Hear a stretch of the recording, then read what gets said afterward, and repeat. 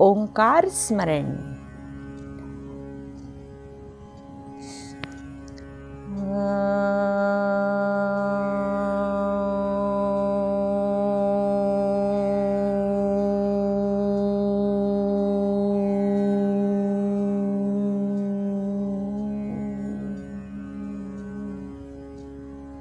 दोस्तों, रणजीत भट्टाचार्य लिखित एक बहुत ही बढ़िया सी कहानी का कथन करने जा रही हूँ। शीर्षक है सबके मंगल की बात। उस दिन रामचरण अपने चाचा के साथ चिकित्सा के लिए शहर जा रहा था। कुछ दिन से उसे हल्का सा ज्वर और थोड़ी सी खांसी हो रही थी। शरीर भी दुर्बल सा हो गया था। मोहल्ले के लोग कहने लगे, इसे शायद टीबी हो गई है। यह सुनकर रामचरण बहुत ही भयभीत हो गया। सबने उसे अच्छी तरह चिकित्सा करवाने का परामर्श किया। गांव में अच्छा डॉक्टर नहीं था, इसलिए चाचा से सलाह करके वह चिकित्सा के लिए शहर चला। गाड़ी में चढ़कर वह कोने की अकेली बेंच पर बैठ गया। अधिक पढ़ा लिखा न होने पर भी वह रोग के बारे में बहुत सावधान था।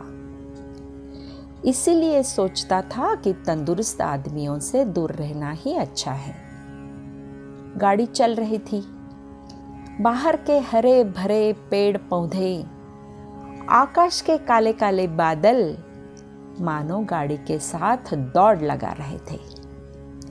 रामचरण बैठा बैठा यही देख रहा था कि अचानक उसे जोर की खांसी आई।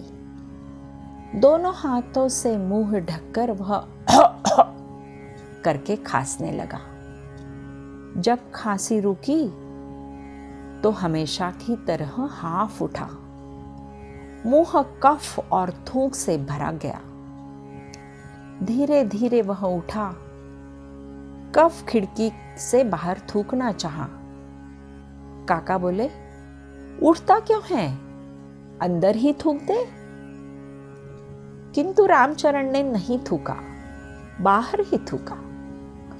फिर बोला, ये सब चीजें गाड़ी के फर्श पर थूकना अच्छा नहीं चाचा।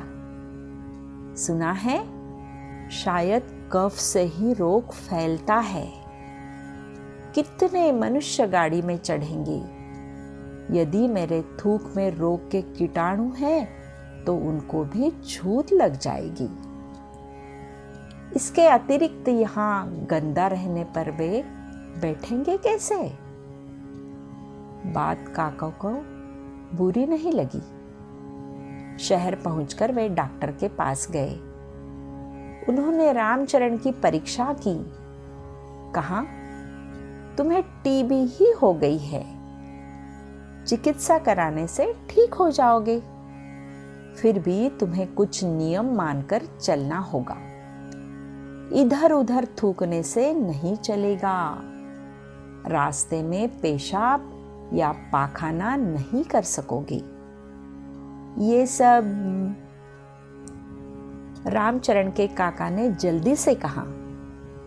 इन सब बातों के लिए राम बहुत सावधान है डॉक्टर साहब। यह कहकर उन्होंने रामचरण की गाड़ी से बाहर थूकने की बात डॉक्टर साहब को सुनाई। वह बहुत खुश हुए। बोले, यही तो मैं चाहता हूं। समाज में आज ऐसे ही होशियार लड़कों की जरूरत है।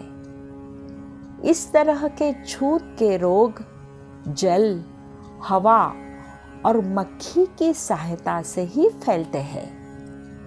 रोगी का कफ बाहर फेंकने से मक्खी और हवा की सहायता से रोग के कीटाणु घर घर में फैल जाते हैं। इसके लिए तुम्हें विशेष सावधान रहना होगा।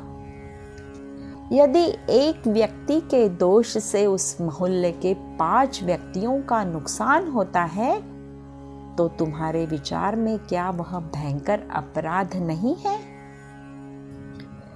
रामचरण ने गर्दन हिलाकर डॉक्टर की बात का समर्थन किया।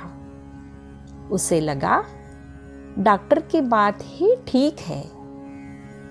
गांव में रोग न आ सके, इसके लिए सबको सावधान रहना चाहिए।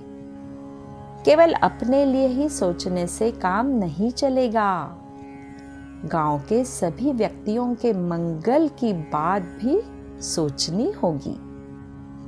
जिस दिन सब लोग सबके लिए सोचना सीखेंगे, उस दिन देश में रोग नहीं रहेगा, कष्ट नहीं रहेगा, दुख नहीं रहेगा। है ना दोस्तों?